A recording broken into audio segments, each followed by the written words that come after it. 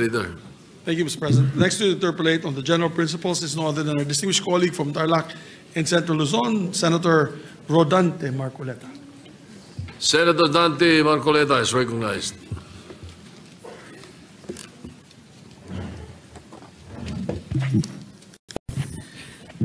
Maraming salamat po, Mr. President.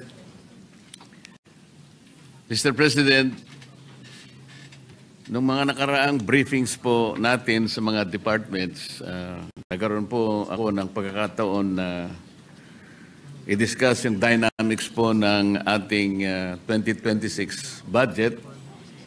Nandito naman po ang ating kaibigan Secretary Recto. Kung di po ako nagkakamali, I did ask him about the consequences of the 6.7 trillion budget. Mr. President, ang sabi sa atin ni Secretary Recto at the time, this amount will represent something like 22% of our GDP by 2026. Mr. President, tama po kaya ang aking pagkaka-recollect ng mga figures? 21.5% of our GDP, Mr. President. That is the exact figure. So halos ganun din po. Halos ganun rin. Halos kasi, pareho lang. Halos pareho lang, Mr. President. ang sabi niya, kung halimbawa 21.5 or 22% of the GDP, then our GDP will be at least 30 trillion pesos. Mr. President. Yeah. At naitanong ko rin po, Ginoong Pangulo, na kung ganito po kalaki ang ating budget, 6.7 trillion, magkano naman kako yung ating projected income? At ang pagkakaalam ko po, ang nasabi sa atin, Mr. President, ay about 5 trillion. Yeah. And leaving a deficit of 1.5 trillion pesos. Yes, Mr. President. To be exact is 4.9. Pero nasa 5 na rin, Mr. President. Ang ibig sabihin po, Mr. President, sa 1.7 trillion ay this is about 142 billion per month. 4.7 billion per day na utang natin, 197 million bawat oras. Yes, Mr. President. Pero dahil sa kakulangan po ng oras noong panahon na yon, Mr. President, hindi ko po masyadong naitanong at ngayon siguro baka I will be in a position to ask a few more questions. How do we manage to grow our economy by, let's say, an estimated 30 trillion pesos for 2026? Mr. President, Mr. Chair, kayo na po ang nagsabi kanina na kailangan maging granular tayo ng konti. Diba? So, paano po kaya? Sapagkat ang nangyari po sa ulat po na ating nabasa, kamakailan lang, ang ating pong GDP sa third quarter ay halos 4% lang. Mula po dun sa forecast na 5.2%. Nakakabigla po sapagkat parang isang napakalaking dagok sa atin na ganun kababa lang ang entire output ng ating ekonomiya noong third quarter compared with the prior quarter, which is 5.5%. Tama po, Sir President?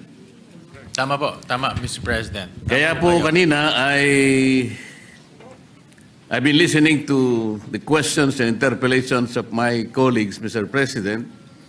Talaga pong when we consider the finite resources of our government, talagang pagtatalunan, kanino ba dapat ibigay yung mas malaking parte ng budget para sa ganun ay malampasan natin ang napakalaking problema ng ating bansa. Kanina po, si Senator Kiko talagang very strongly ina-advocate niya talaga kung kinakailangan na bigyan po natin ng mas malaking budget ang agriculture. Tama naman po yun. Ngunit kung ang lahat po ng departamento ay ganoon ang kanilang gagawin, at kukunti naman po yung ating budget. Paano kaya yun, Mr. President? Sa business policy po kasi, meron silang tinatawag na Pareto Principle, otherwise known as Pareto Optimality. You will be in a position to satisfy one person that consequently will make another person sad. Ibig sabihin, pag dinagdagan mo yung agriculture, meron kang babawasan, baka mabawasan yung isa. Paano niyo po babalansihin yun? But, Mr. President, napaka-hirap at komplikadong pagbabalansi ho talaga. Tama ho kayo, Mr. President. Kasi kung titignan ho natin in Tier 2, sa dami hong pangangailangan po ng ating pamalaan, ay talagang iilan lang po ang nabibigyan ng allocation. So talagang pina-prioritize po, may plano po, inumpisahan natin sa Philippine Development Plan, and then from the Philippine Development Plan, ito po ay ibinababa na sa iba't ibang mga ahensya. So ano ho to, talagang dapat ho natin planuhin mabuti, strategically, kung ano po yung mga dapat nating unahin na i-address bilang isang bansa, at the same time, ano po yung mga bagay na kailangan natin para lalong lumaki ang ating ekonomiya. Mr. President, they say that the devil is in the details. Naitanong ko po kay Secretary Recto nung panahon na nagbe-briefing pa yung kanyang departamento. So para ma-achieve natin more or less ang 30 trillion output ng ating economy, he suggested that we should grow as fast as we can. As a matter of fact, I recall he said, maybe we should grow at 7.5%. Mr. President, na-recall ko po kaya ng tama yun. Ang target ho natin next year, Senator Dante, is between 5 to 6%. Yun po ang ating target. Yun nga po, kaya ako'y nalulungkot. Narinig ko nga yun sapagkat yung 30 trillion pesos para trillion pesos para po yun ay ma-achieve natin, kailangan natin talagang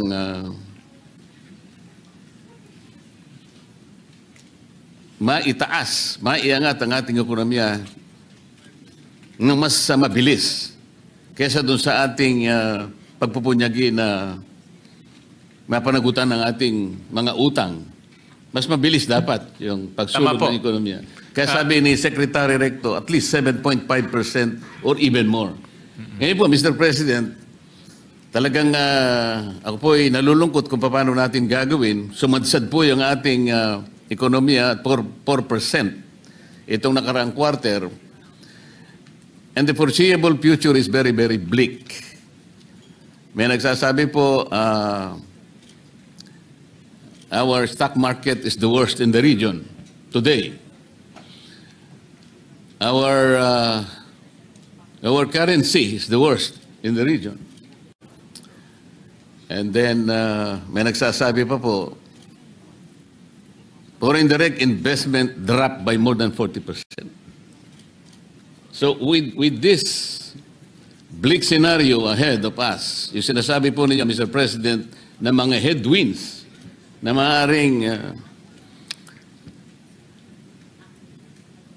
pa sa pagsulong ng ating ekonomiya. Nakakatakot po ang lahat ng ito. Kaya, paano po kaya natin gagamitin ang ating mga granular analysis dito, like idadagdag sa ating per capita GDP. Dapat meron po tayo kahit papanong estimates.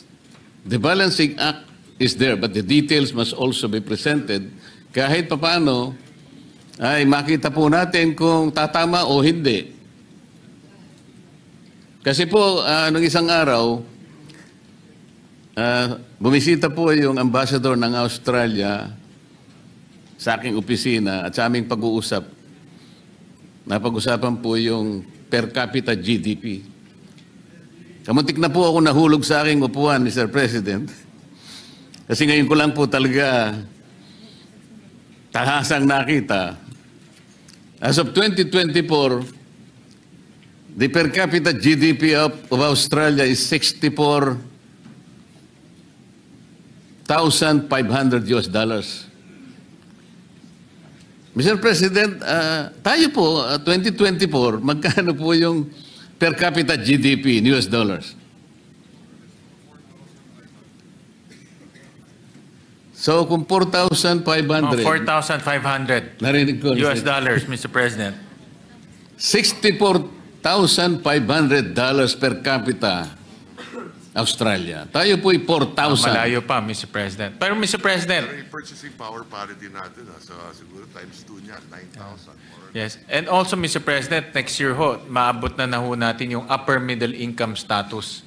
Kasi kulang na lang ho tayo ng $24, if I'm not, 20, kano? $26, Mr. President. So, in other words, lumalaki naman po yung ating economy even on a per capita basis, Mr. Gusto ko pong maniwala, Mr. President, kasi po, nung nakaraang taon, sa ganito rin pagkakataon, ang pagkakaiba lang, nandun po ako sa House of Representatives, ngayon po ay nasa Senado ako. At that time, I think last year, of the original members of the ASEAN, tayo na lamang pong hindi nakaka-graduate doon sa upper middle income. Halos ang lahat po ay nakaakyat na eh. Yun po yung nakakalungkot na bahagi. Kaya, with all due respect, kami po ay naghahanap ng konting mga detalye. At parang narinig ko pa nga ang estimates noon last year, ang sinabi ng ating kalihim ng DBM, by 2028, pasensya na kung gano'n ang pagkakatanda ko, Madam Secretary, buong tapang niyang sinabi na yung ating poverty incidence rate, sabi niya gano'n, magiging 1 digit. Ngayon po, ano na po yung percentage ng ating poverty incidence rate ngayon, Mr. President? Sabi mo kanina, parang 16. Mo narinig ko, 16%. Ngayon po, matatapos na po ang 2025, papasok na tayo sa 2026. Halos 2 taon mahigit. Kung ang projection is for the country to achieve a 1-digit poverty incidence rate, maganda po sana ngayon. Palagay niyo makukuha po natin yun, Mr. President? Ngayon po, Mr. President, ang ating poverty incidence officially is about 15.5%. Ang target po is single digit by 2028. So, base po sa mga analysis ng DepDev, kaya naman po umabot ng single digit by 2028. Kung ang takbo ng ekonomiya natin ay ganito ho, mga nasa 5%, 6%, tapos tuloy po yung mga programa ho natin para po sa mga mahihirap nating mga kababayan, aabot naman ho tayo doon. Yun nga po but we are held up by our macro and microeconomic assumptions. Mga indicators na ginagamit natin. If we say that we aim at 1-digit poverty incidence rate by 2028, the assumptions must be that dapat hindi gumalaw din. Every other indicators must be held constant. The economist would say, ceteris paribus. So ang laki po ng factors na maring hindi rin natin makuha kahit na 6.7 trillion. Ang gusto ko pong tuntunin, Mr. President, kung hindi naman natin mapuproduce talaga the desired GDP to finance 6.7 trillion, bakit po tayo nag-isip ng ganong kalaking budget? Parang halimbawa, yung pamilya ng ating respected majority leader. Ang kinikita niya ay X amount per month or per year. Pwede bang i-present sa kanya ng kanyang butihing asawa na ngayon ay miyembro ng Kongreso? Oh, darling, sabi niya, ito ang budget natin for next year. Sabi ng ating majority leader, Mr. President, ba't naman ganyang kalaki? Alam mo naman ang sweldo ko, ganito lang. Bakit doble pa dun sa kaya kong ibigay? Mahirapan naman ako rito. Ang sabi ng kanyang butihing asawa, Mr. President, hindi ko problema yan. Ikaw ang ano yan. Ito ang kinakailangan nating maipundar sapagkat kinuwenta ko na lahat ng pangangailangan natin, ang ating mga anak, ang kanilang pag-aaral, ang kanilang kalusugan at lahat-lahat na. Paano po yun? Hindi ba pwedeng sabihin ng ating majority leader, dahan-dahan ka naman. Hihirapan tayo dyan. Maaring lahat ay makuha natin sa pag-estimate. Ngunit, sa actual, mahirapan naman tayo. Kasi po, tingnan ninyo, ang projected income is only 5 trillion. Ang ating budget ay 6.7 trillion. Uutangin natin 1.7 trillion. Hindi naman natin kayang ipundar yung ekonomiya para ma-achieve natin ang 30 trillion pesos or so. Because by that, we need to grow by not only 7.5%, maybe more.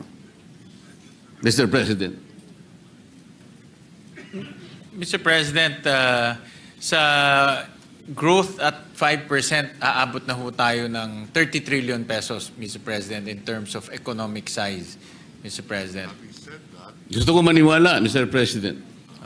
Siyempre, kung mas mabilis pa, mas maganda, Mr. President. Ngayon, ang mahalaga, kung uutang tayo, Siguro po magagawa natin yun, Mr. President, kung pagtutulungan natin. Halimbawa po, gusto kong itanong po sa ating DepDep. Yung pag-allocate po ng mga budget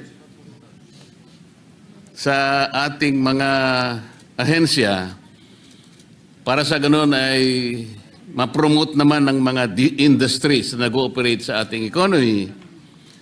Di po ba meron kayong tinatawag na input-output table, Mr. President? Po, Mr. President. Gaano po kalaki yung ating input-output table Malaki yan. sa economy?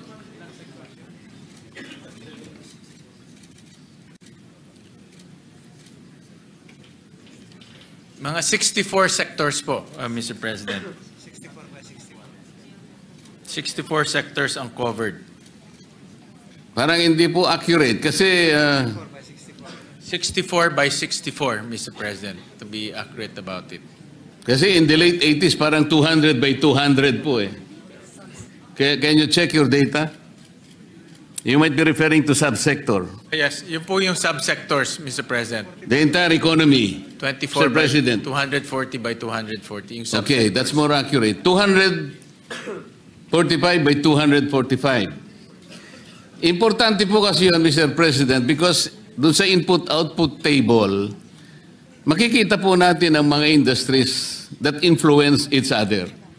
Doon makikita natin, alin ba yung dapat nating i-promote? Alin ba dapat nating supportan because it affects and it influences maybe more than the others. Para sa ganon, malalaman natin kung talagang may hit natin ang target o hindi. Because kung sinuportahan natin yung industry, pag tiningnan nyo po sa inyong table, tatatlo lang naman palang industry ang kanyang pwedeng suportahan. Pwede ba nating malaman ngayon, ano ba yung mga industries, for example? Somebody said that construction industry is the only one na parang bumagsak ngayon. Kasi nga, ang nangyari, siguro dahil nga sa iskandalong dinulot po ng flood control, medyo atubili ngayon ang lahat ng industry na may kinalaman sa public and private construction. Pati pati construction activities might be delayed, pati procurement. So, pati ang mamumuhunan dyan, ilan po ang mga industries na affected kung bumagsak ang isang industry kagaya ng construction industry? Ito po kasi yung dapat nating makita eh. Imbes na pinag-uusapan po natin ay kung ano-ano, wala naman po kaming nakikita kung saan papunta po yung perang ilalagay at ilang industry ang maapektuhan, and that industry will be able to capacitate or even influence the growth of another and vice versa. Wala po kaming ganong idea. And no one even presented para sa aming kaalaman, kahit na po siguro in general terms, para makikita po natin, and even in the matter of deciding where to invest our finite resources, the Senate will be guided, Mr. President. Tama ho kayo, Mr. President. Itong nangyayari ho sa ating ekonomiya, lalo na yung pagbagal po at 4%, isang dahilan ho dyan ay yung construction industry. Nabanggit ko nga ho kanina. At marami ho itong kasing konektadong industriya. For example po, mga hardware, delivery trucks, yung mga nagtatrabaho po sa mga delivery trucks, yung mga nagtatrabaho po sa hardware, of course, yung gumagawa ng bakal, gumagawa ng semento, gumagawa ng kahoy, gumagawa ng pako. Marami pong konektadong industriya po sa construction industry. Kaya yan po ay isa sa pinaka malawak na industriya sa ating bansa. Dahil hindi lang naman po gobyerno nagko-construct, pati private sector ang nagko-construct. Pero Mr. President, Senator Marcoleta, DepDev can submit to you a much more comprehensive study on the effects of the slowdown of the construction industry para ho talagang komprehensibo po yung ibibigay na report. Wala naman po akong particular interest. Kumbaga nagamit ko lamang pong halimbawa because somebody said na medyo naapektuhan po nga yung construction industry. Pero maganda ho pag-aralan to dahil ho talagang kung magiging ganito pa in the next quarter, makikita ho natin pagbagal ng ekonomiya ho. Siguro po, kayo po, Mr. President, Chairman, ay mas karapat-dapat na makatanggap niyan sapagkat malawak po ang inyong responsibilidad sa inyo pong balikat nakasalalay ngayon ang paglalatag ng ating 2026 budget. Napakalaking bagay po yan. It is a very important reference and input for you to consider, Mr. President. Actually, hindi lang pako, hindi lang bakal, pati po bato na ginagamit, yung tinatawag nilang aggregates. Ano po? Merong riverbed, merong minimina sa bundok na kung tawagin, may kanya-kanyang sizes pa yun, Mr. President. Meron G1, meron 3/4, meron 3/8, maliban pa yung Porac sand na kinukuha sa Porac, Pampanga, yung mga tailings, lahat ng ito Dikit-dikit po yan kasi. Kaya po kung walang maliwanag na larawan kung paano ang bawat industry ay nagkakaroon ng epekto sa bawat isa, kung paano ang isa ay naiimpluwensya ng bawat isa, medyo parang hindi namin masundan kung paano talaga natin makukuha yung minimithi nating mga targets upang sa ganon ay matustusan natin ang napakalaking budget na nailatag ng ating pamahalaan. Kaya po, medyo may konting duda lang po, Mr. President, kasi po may mga taong kinikilala naman sa ating lipunan, lalo po yung nasa business sector. Halimbawa po yung PCCI, the Philippine Chamber of Commerce and Industry, yung kanilang president na si Enonina Mangyo, sinabi po niya na anemic po talaga yung 4% GDP. At sabi niya, it's a wake-up call and reflects the challenges confronting key sectors of our economy. Contraction of the economy na inapektuhan po ng pandemic.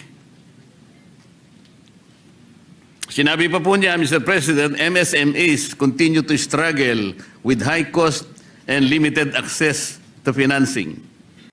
Manufacturers face rising production costs and logistical constraints. And our agriculture sector still needs stronger support to improve productivity. Ito po yung kanilang mga saloobin at mga pangamba. Yun naman pong chair ng Federation of Philippine Industry, Elizabeth Lee, noted that the Philippines has been grappling with investors' risk aversion. Ito yung problema po eh. People are spending less as prices bite and confidence dips. So hindi lamang po kami na nandito, tayong lahat na nandito sa Senado, Mr. President, kundi mga kinikilalang mga figura, mga industry captains ang nagpapahayag po ng pangamba kung saan patungo po ang ating ekonomiya.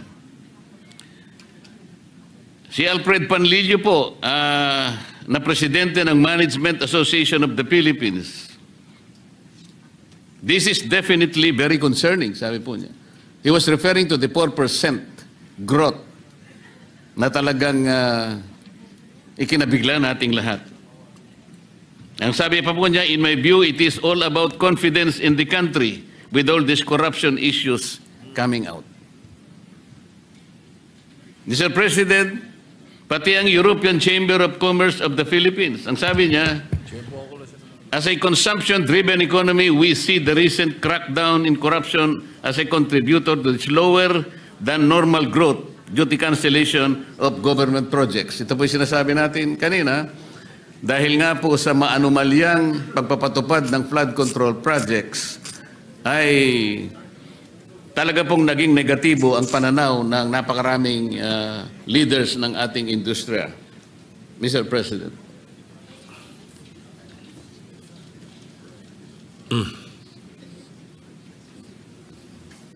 Actually, nakikipag-usap lang po kay Senator Recto, kay Senator Walisacan. Isa rin pong dahilan, Mr. President, and I saw this also dito sa SGV report, yung household consumption rin ho natin bumagal, Mr. President. Bumagal dahil sa kumpiyansa ng tao, dahil rin sa mga bagyo na nararanasan ho natin.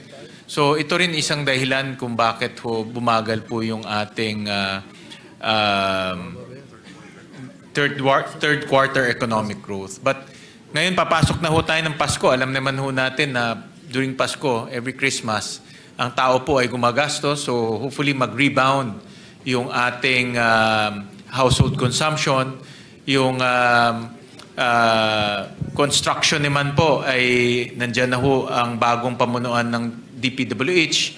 Maayos ho nila yung problema doon at ma-revive rin ulit yung construction industry, especially from the DPWH. So mayroon naman po tayong mga bright spots, Mr. President. At kaya kumpiyansa rin po ang ating economic managers na kaya nating umabot ng at least mga 5.1%, 5%, at least 5% by end of the year, Mr. President. The low end of the target, Mr. President.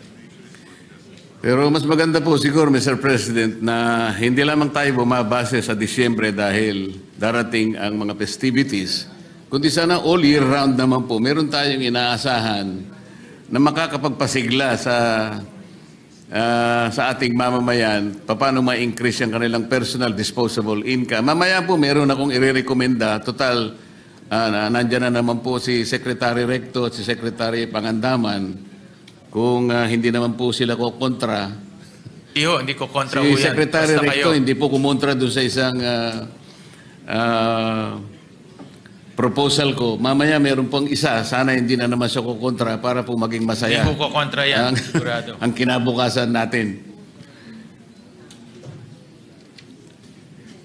Sa DepDep, dahil nga po sa gulong idinulot ng flood control projects, malinaw po that we were able to establish that there is no comprehensive integrated master plan of flood control program. We were able to find out that the agency that is supposed to be overseeing the master planning and overseeing this is a small agency. Oh no, it's not an agency. I think it's a small office within the Department of National, ano ba yung DN? Palalampasin ko nito kasi Environment and Natural Resources. Yun po tinatawag na River Basin Control Office. Alam po ba ninyo, Secretary Balisacan, pag tinignan po niyo yung opisina na yon at yung mandate niya, which is governed by two, I think, executive orders, sila pala ang merong responsibilidad na gumawa ng isang master plan by being able to integrate the 18 river basins in this country. Sa makatwid, kung yung po ay integrated and comprehensive, wala pong masasayang eh. Hindi yung isolated. Dito pinag-uusapan lang po natin flood control muna. Maglatag po kayo ng flood control na hindi po magkakakonekta. Saan po pupunta yon? Sa kawalan. Sa puro sayang. Kahit na ipagpalagay po natin na hindi ghost, pagpalagay natin na these flood control projects were constructed according to specifications, the materials are superior, kung hindi rin naman sila magkakadugtong eh. Wala rin pong mangyayari. Parang wala pong strategic impact. There is no strategic national impact hanggat hindi po nyo pinakialaman. Kasi po kayo yung national architect. Eh. You are supposed to be the one that will ensure that all these projects makikinabang ang buong bansa.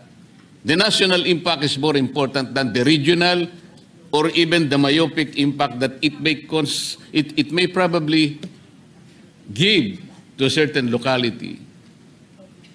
Do you agree, Mr. President?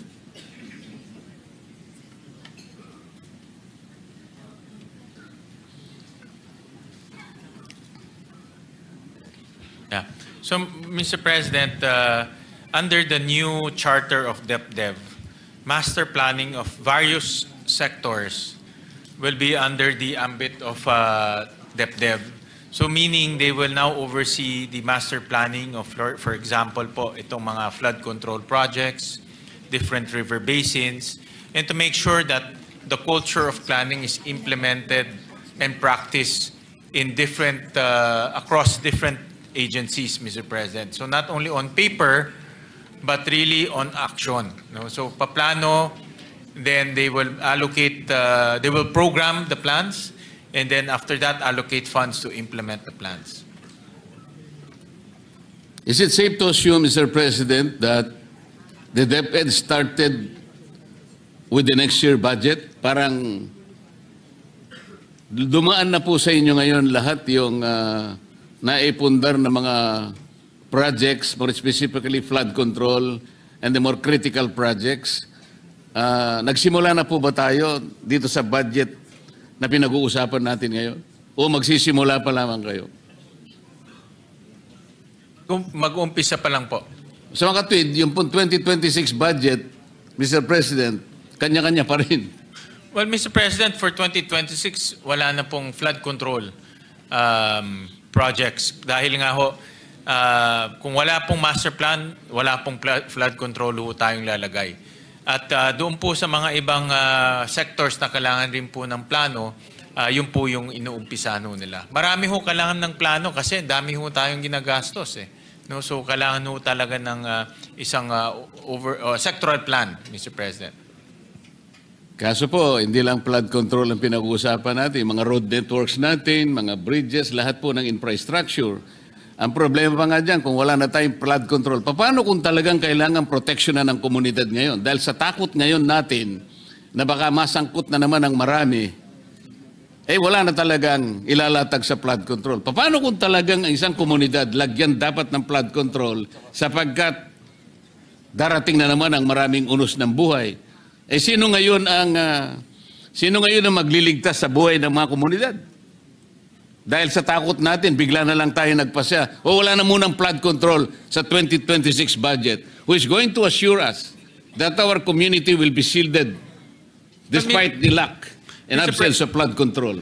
Mr. President, hindi naman po sa walang flood control dahil meron pa hong approximately 150 billion na natitira sa flood control na i-implement po sa 2026. In fact, marami hong hindi ho na-i-implement. No?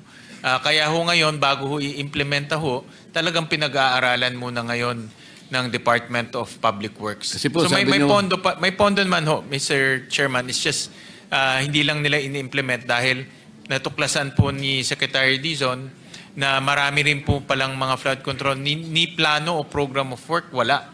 So yun po ang inaayos ho nila.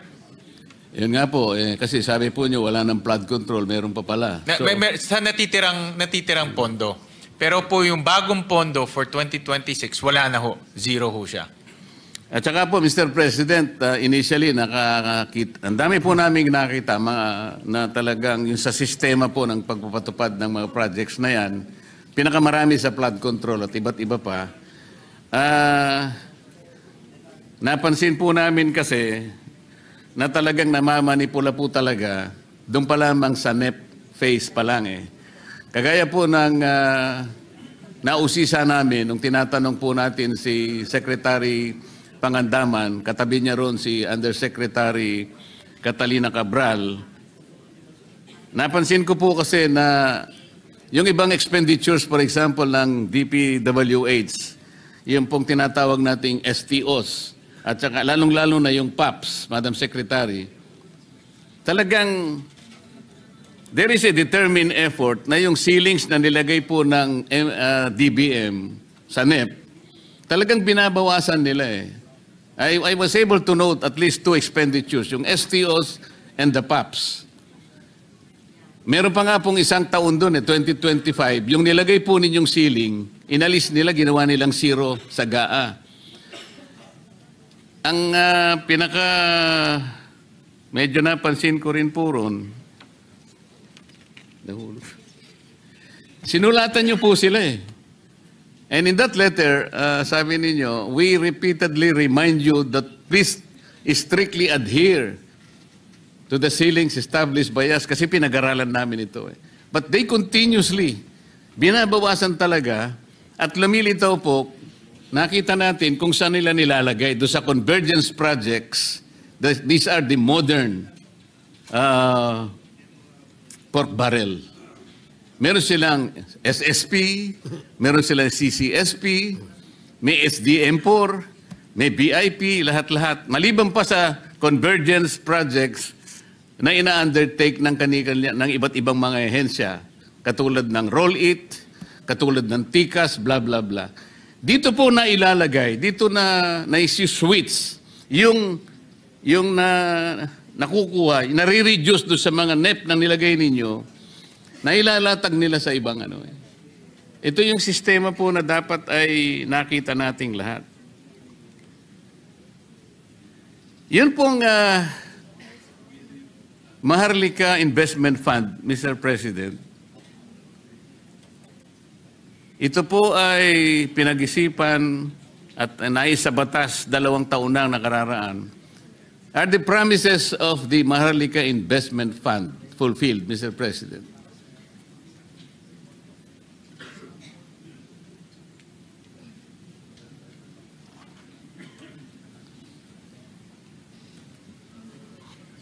Baka mawala yung nandiyan. Hindi ilagay mo dyan sa...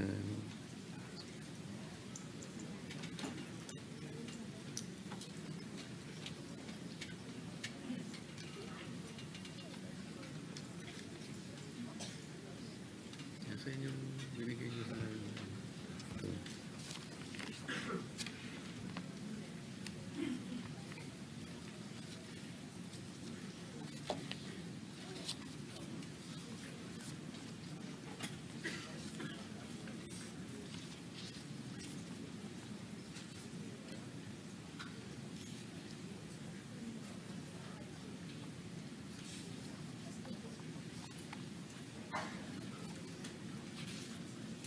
Hindi yung Maharlika yung binigay mo sa akin kanina.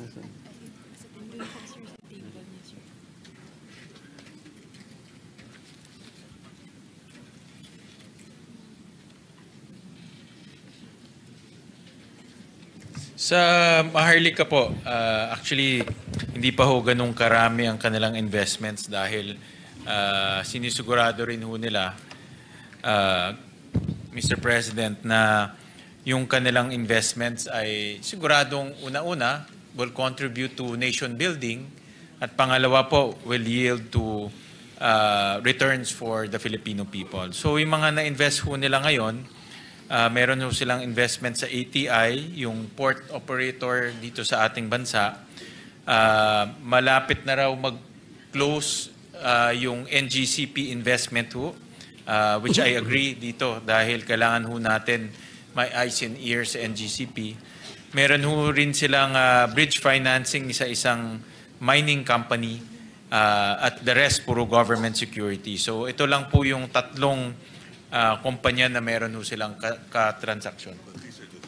Alam ko po itong tatlong binanggit ninyo, Mr. President. Ang aking pong gusto sanang malaman, ganito po ba ang naging pag-asa natin? Sapagkat yung perang inilagay natin para maging Maharlika Investment Fund, kinuha po natin sa dalawang development banks. Ang karamihan po ay kinuha sa Development Bank of the Philippines at yung iba ay sa Land Bank. Pwede ba nating sabihin na kung hindi kinuha doon sa mga bangko na yon, na ang perang yon is devoted to development, at ikukumpara natin itong tatlong ginawang investment so far ng MI, ng Maharlika Investment Fund, masasabi ba natin na nagtagumpay tayo kung ikukumpara sa potential na nangyari sana kung hindi natin kinuha sa mga bangko yon at sa iba pang mga pinagkuhanan nating sources? Ang Maharlika po, meron din ho kasi silang nation building function, Mr. President, at kasama rin sa kanilang mandato na mag-invest sa mga they call high impact sectors key to national development. So energy, agriculture, mining, infrastructure, social infrastructure, at the climate, Mr. President. So, and ang konsepto ho ng isang sovereign wealth fund, dahil sa laki ho nila, no, makakakuha sila ng mas magandang deal dahil malaki ho sila. At pangalawa, ay makaka-invest ho sila sa mga sektor na hindi kaya po mag-invest yung mga bangko. Kasi yung Development Bank, DBP at Land Bank, mga bangko ito, so pautang lang. Ang Maharlika, pwede ho silang bumili ng equity. So pwede nilang gawin ito nang hindi ho nagagawa ng mga development banks. Malinaw naman po yun, Mr. President. Ngunit ang sinasabi ko, halimbawa, kung walang Maharlika Investment Fund, nanatili yun doon sa mga traditional na bangko na sila po ang naglalatag ng mga development funds para paunlarin ang ating ekonomiya, mas nagampanan kaya nila yung ginawa nila kung ikukumpara sa output ngayon ng Maharlika Investment Fund na wala pa po tayo talagang makitang quantifiable na benefit sa ating ekonomiya. Halimbawa, itatanong natin, ilang porsyento ng public o ng private, ng poverty incidence rate ang na-reduce dahil nga ipinasok natin ang Maharlika Investment Fund? Meron ba tayong mga detalyeng masasabi ngayon? Kasi napaka-importante nun. 250 billion pesos. In-expect ng bawat isang Pilipino na nung ginawa natin yon, merong balik sa atin. 2 taon na ang nakararaan. Paano kung iniwan natin sa 2 bangko? Baka naman, mas lalong nagamit ng bangko. Yan po yung aking gusto sabihin. Well, Mr. President, ang bangko kasi may mga bagay na hindi nila kayang gawin, like mag-invest po in equity, Mr. President. And then number 2, Mr. President, kung iiwan ho natin to sa bangko, ang kanilang pwedeng gawin, magpautang o mag-invest sa government securities dahil ho hindi sila pwedeng mag-invest sa mga kumpanya, Mr. President. So, ako naman, Mr. President, ang pananaw ko ho dito dahil alam ko na nag-iingat rin ang Maharlika sa pag-i-invest. No? At sinusigurado nila yung, kasi the twin mandate, no? First is national development, second, returns. No? So talagang pinipili nila yung industriya na papasukin nila o pag-i-investan nila para masigurado nila na itong twin objectives ay ma-reach nila. Pero tama ho kayo na dapat rin na magkaroon ng oversight para makita natin kung talagang productive ba itong Maharlika Investment Fund at kung talagang nagagampanan ho nila yung kanilang mandato or objectives. Isa sa kanyang mandato is national development. Kaya nga po tinatanong natin, if we can exemplify yung investment niya na 20% stake sa National Grid Corporation of the Philippines, ilang employment po na-create niya? Itong investment po sa National Grid, sa aking opinion, Mr. President, is both a national security plus national development objective dahil kailangan ho naman talaga natin ng mata at tenga sa loob ng National Grid dahil natural monopoly ho ito. Hindi po maintindihan ng tao yun eh. Sasabihin natin sa kanya, national security. Pero wala po kaming trabaho eh. Ganun po maintindihan kasi ng karaniwang mamamayan. Kaya po sana, ipinipilit man lang, kahit paano meron silang maibigay na naging bahagi na ng investment na yon, na i-contribute nila sa national development. Yeah, in tangible terms, kitang-kita natin. Kasi po, ang ating pinagsisilbihan, mamamayan eh, mahihirapan sila na intindihin under the context of national security, hindi po niya mapoprocess yun. Kita ko naman ho, pag nag-invest rin ho sila sa National Grid, at mag-expand po yung national, pwede na ho nilang itulak yung expansion ng mga transmission lines ho natin. Kasi kung matatandaan ho natin, napakadami pong delayed transmission lines dahil sa management ng National Grid. So ngayon dahil meron ng equity po ang gobyerno, pwede na rin nila itulak yung expansion ng transmission lines at doon ho natin makikita yung construction activities, expansion activities, may mga trabaho na malilikha rin po nitong mga construction activities. Pero tama ho kayo, kailangan ho talaga ng oversight dahil dapat singilin ho natin sila. Lalo na pagdating ng 2026, dahil 3 taon na singilin ho natin sila kung ano ba yung kanilang na-eco-contribute sa ating bansa. Tama po, Mr. President, kasi 250 billion pesos. 2 taon na po nakararaan. Ang balita ko po, yung mga opisyalis nito ay napakalalaki ng mga sweldo. Kailangan po ay masulit natin. Sapagkat napakalaki ng kanilang mga monthly salaries. Nabigla nga po ako ayoko na sabihin dito eh. Siguro naman ay makapagdetalye sila. Sapagkat ito pong perang ito ay pera ng ating mga mamamayan. Sila'y naniniwala na kailangan maipaliwanag natin sa kanila, saan nyo dinala yung pera? Ito ba'y nakabahagi ba kami? Sa anong paraan kami nakabahagi? Yun po yung mga tanong na gusto nila na mabigyan ng konting o kaukulang sagot, Mr. President. Si Secretary Recto po ang ex-officio chairman ng Maharlika Investment Fund at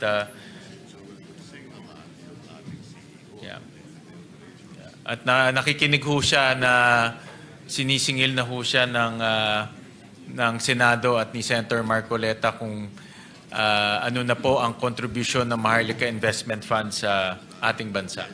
Ang sinisingil ko po, Mr. President, yung CEO, hindi po yung chairman. Well, yung management, the board and the management, Opo. Mr. President. Pupunta na po ako doon sa sinasabi ko kanina na ako po yung natuwa nung briefing po ng DBCC ata noon, kasama po yung DBM, ang DOF, na kung saan ay bahagi ko, Mr. President, yung balakin ng representasyong ito na yun pong mga ayuda na pinamimigay natin, sari-sari po yun. May AKAP, may AIX, may TUPAD, may MAIP, may kung ano-ano. Nakwenta namin ni Secretary Recto 194 billion pesos for 2025. Hindi naman natin masyadong mapiho kung talagang yun ang naibigay talaga sa kinauukulan. May record, ngunit talagang hindi natin matukoy talaga ano ang ibinunga sa mga nakatanggap kung ilan man. Kaya naimungkahi ko po na in-index ko na lamang po sa, sa paggamit ng elektrisidad. Doon nga sa bill ko, sabi ko kung ang isang tao ay if a household consumes, let's say, 200 kilowatt hours per month, yun po i-subsidy na natin yun, libre na natin yun. ang mabe-benefit po nun ay about 5.5 million households, approximately 25 to 27 million poor Filipinos. Ako po natuwa sa Secretary Recto, sinuportahan niya po yun. Sabi nga niya, dadagdagan pa natin yan. Ang pangalawa po, Mr. President, ay minungkahi po namin na tanggalin na rin natin yung 12% VAT sa sale ng electricity. Mr. President, ako po ay gumawa ng isang madali ang pag-aaral. Tinangka ko pong hanapin kung merong correlation po yung gross value added ng manufacturing at saka yung taxes on production on imports and taxes on income and wealth. Pero dito, ang sinasabi ko lang po, yung 12% VAT sa electricity. At ano naman po ang correlation niya sa export ng ating bansa. Lumilitaw po merong positive correlation. Ang ibig sabihin po, pag na-reduce pala yung VAT, ang pinilalaban ko lang mo, initially po ay sa elektrisidad lang. At kung sakali naman ay may baba pa rin natin sa iba-ibang mga sektor, ang una po palang makikinabang dito ay mabuboost natin yung foreign direct investment. Siguro napakarami ang pupuntang investor sa atin. At pati manufacturing sector na ngayon po ay lethargic. Alam naman po natin. Ang ating economy po, Mr. President, is a consumption-driven economy. Kapag ang manufacturing po ay napasigla natin, baka yung pong pinapangarap nating 7.5% to hit the GDP target of 30 trillion, baka po maging times 3 pa yun.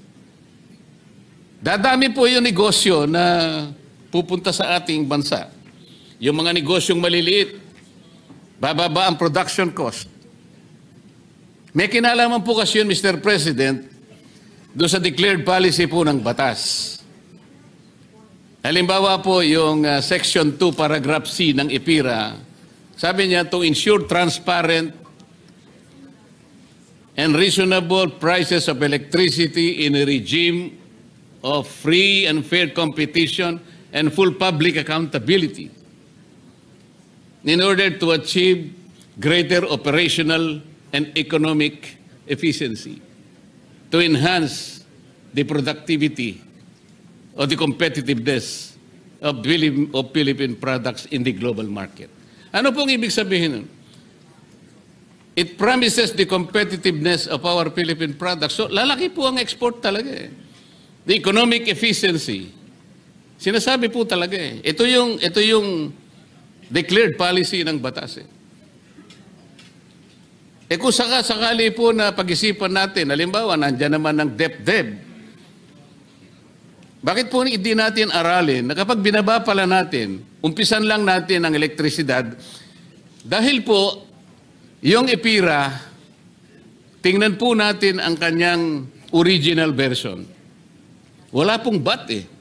Bakit po walang VAT, Mr. President? Kasi nakalagay doon, affordable, reasonable, competitive. Pagka nilagyan po ninyo ng VAT, tataliwas po yun doon sa binapangarap ng batas. Magiging mataas ang presyo niya. So, Mr. President, kailangan po nating sundan yung layunin ng batas. Affordable, competitive, reasonable, fair. Ayun po yung sinasabi. Sa Tagalog po, mura. Kaya ko po naimungkahi na Secretary Recto, tanggalin natin yung 12% VAT sa sale ng electricity. At tingnan po natin kung anong magiging epekto nun. Sa aking palagay po, because I found correlation between reduced taxes at doon sa paglaki po ng gross value added ng manufacturing. Ang manufacturing po ang kailangan nating pasiglahin. Ito po from several decades now, ito po yung lethargic, ito po yung dormant, ito po yung nasa doldrums talaga. At kung ito po ay mapasigla natin, Marami pong trabaho makikreate. Maraming negosyong tatayo. And we will arm our people with increased purchasing power. Lalaki po yung kanilang personal disposable income. Marami silang mabibili. Lalaki po ang sales ng lahat na mga gustong magtinda. And this is understandable. Why don't we look at this scenario, Mr. President?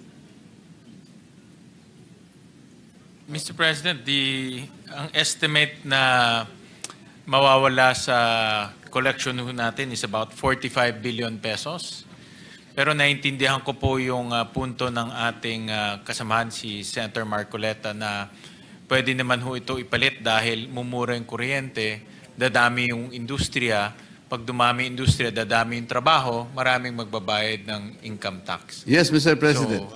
Baka ang mangyari, mapapalitan naman ng 450 billion pesos. So nawalan kayo ng 45 billion pesos, nadagdagan tayo ng 450 billion pesos.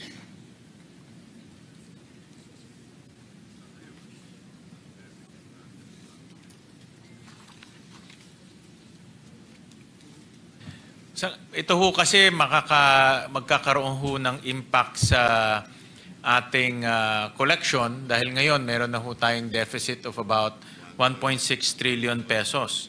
So, in other words ho, kung mababawasan po yung kita ng gobyerno ng 45 billion, tataas ho ang ating deficit.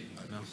Ganito po kasi, doon sa isang mungkahi namin, tatanggalin natin ang ayuda, 194 billion ang aalisin natin, isa-subsidize natin yung gumagasa ng 200 kilowatt hours. 90 billion lamang po yun, estimate. So nakatipid na po tayo ron ng halos 120 billion pesos. Depende lamang po sa diskarte natin. Siguro po kailangan lang nating pag-aralan lang. Pag-aralan, tingin ko, pag-aralan. Nakukuha ko po yung punto at talagang, to be honest, Senator Marcoleta, marami talagang mga industriya dumadaing sa mahal po ng ating kuryente. In fact, madalas nga ho, sa mga negosyanteng kausap ko, ang mukhang bibig nila parang nagtatrabaho sila para sa Meralco, hindi ho sa kanila dahil nga puro kuryente yung binabayad nila. Pero dapat ho balansehin rin sa koleksyon dahil marami rin pangangailangan ang gobyerno. So, dito po ang DOF, pag-aaralan nila itong konsepto na ito. Yung dalawang konsepto na ibinigay nyo po, yung alisin yung 12% VAT on buong electricity chain. At pangalawa po yung tanggalin yung imbes na magbigay ng ayuda, ipasok nilang o ibigay nilang doon po sa lifeline rate. Tama po, kasi po yung lifeline rate natin ngayon, Mr. President, ang 100% na libre lang, 20 kilowatt hours. So, gagawin lang nating 200. Gawin 200. Ang average consumption ng ordinaryong pamilya is 200 po eh. Opo. 200. So, pag-aralan ho ng pag-aaralan po kung yan po ay... Ang isa pa pong example, Mr. President, tingnan po niyo ating cement industry. 70% po ng kanyang production cost, elektrisidad. Kaya po nakakaawa po yung estado ng ating cement industry. Hindi po sila pwedeng mag-compete, lalo na sa Vietnam. Kaya ngayon po nagagalit na po yung ibang mas mura po talaga yung Vietnam Alam po niyo, Mr. President, yung sinasabi ko po kaninang correlation.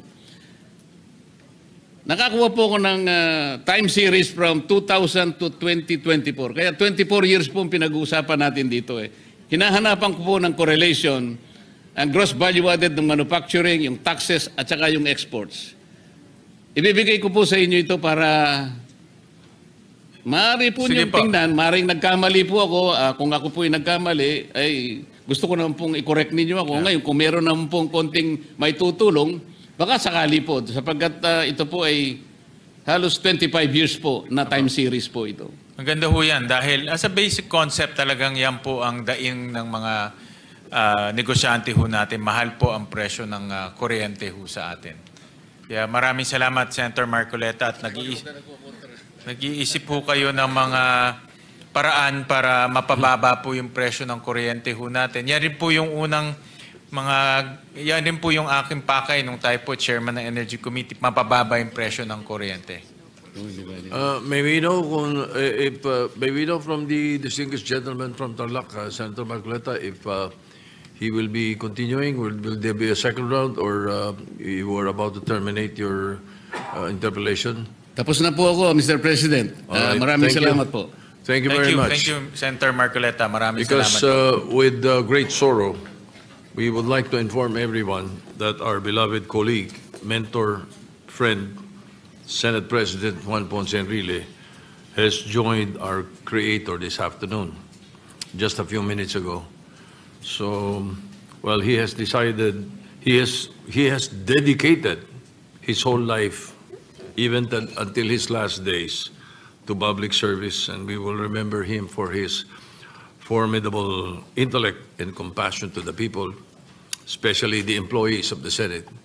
So as we mourn his passing, we find comfort in knowing that the legacy of Manong Johnny will always live on, etched within the walls of this institution that he loved, and his service to the nation will be forever etched in the hearts of many Filipino.